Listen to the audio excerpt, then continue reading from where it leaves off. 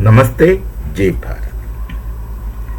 US has imposed 100 plus tariff to China, and that takes effect from today.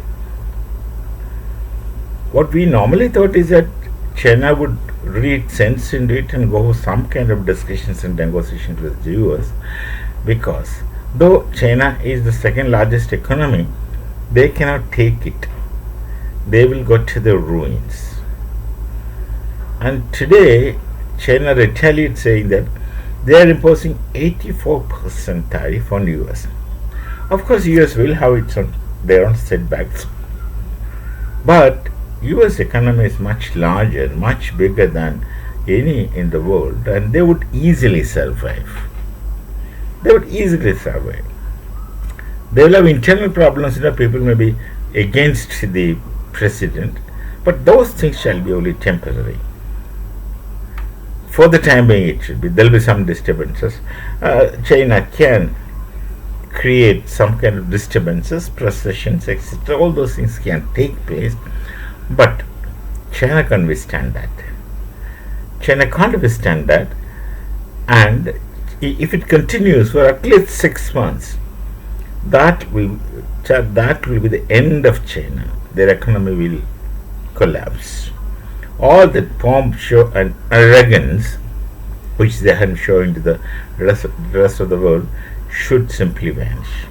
China should make a U-turn and go back to their impoverished situations which they used to be once upon a time. China is a dictatorial regime.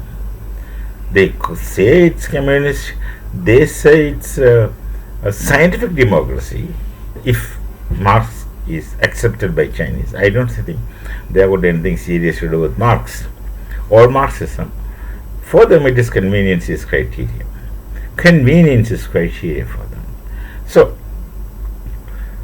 there it is dictatorship of the communist leader, whosoever it is, and this person is for life their premier, their leader. So, this is the kind of dictatorship they have, and it's the whims and fancies. So, have you seen any of his photos with a smiling face, pleasant face? No, the same rigid face. Something like as if it's carved on a wooden structure, which has permanent expression. So they have retaliated. They would say we are imposing 85%. Now this game is going on. And what will happen? US will have to take it. They will. But then they are capable of facing it. That's the thing, difference. They can survive. They have other options, and they will make it happen in time. But China, if it goes for 6 months or 8 to 9 months or even a year, then China will be just erased. That is a situation. This is what comes out of the Chinese arrogance. And one more thing. Europe found Chinese soldiers in Ukraine fighting shoulder to shoulder by the side of the Russians. And in all likelihood, it's China's pressure that Russia could not go for a ceasefire agreement. Europe was telling it, but no one. Some people were telling this, but no one was taking it serious. But then today, those Chinese soldiers, 100 of them, it seems, right? Some of them were captured. I don't know how many. So that becomes a proof. Now this had a double effect. This has a double effect in the sense that, on the one hand, Europe and US, they were developing differences on tariff and other things, and NATO tariffs and all those things, and UN funding. They were developing differences, but those differences are now getting cancelled, in the sense nullified, because Europe will depend on US, and US will support Europe when China is a common enemy. And this tariff which China imposes against the US shall only be suicidal. This is the situation. The Chinese dictatorship has already pushed the people of China in grave situations, and now they will continue it, and they will make the situations worse, and they will continue doing it. They will continue doing it until the total collapse comes to the world. Otherwise, till that time, you won't come to you want to know what's happening inside. If you remember, sometime back, sometimes in 80s or before that, it's Karl Popper. Karl Popper is people call him as philosopher of science. Different concept, we can think about it later.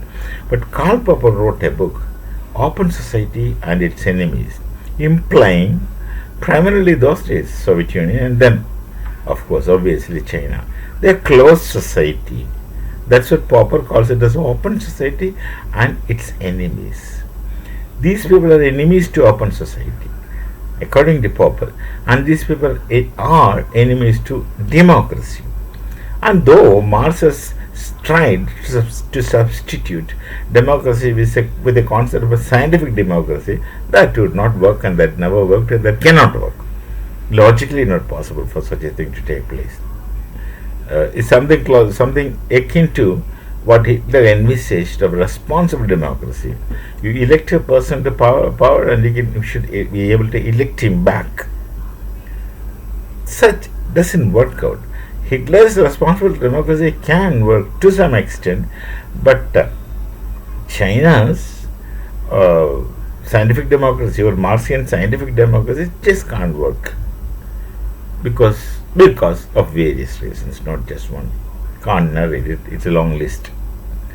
So China is becoming suicidal. It's true, because of this the inimical aspect of the open society, like Popper envisaged. We will know nothing that's happening in China. We will only know once it is completely collapsed, and the world shall be taken by a surprise. The Chinese aggression, Chinese arrogance, Chinese bully hand, because they think they are very powerful, etc., and they have no ethics and morals in making others impoverished for their own sakes. Not even for the people of China, for the dictators' own whims and fancies. They are not that nationalist. Nation is just an instrument in their hands of their own personal survival, personal authority, etc., etc., etc., and good living. Shall meet again with some other thought. Till then, Namaste, Jai Bharat, Jai Shri Ram.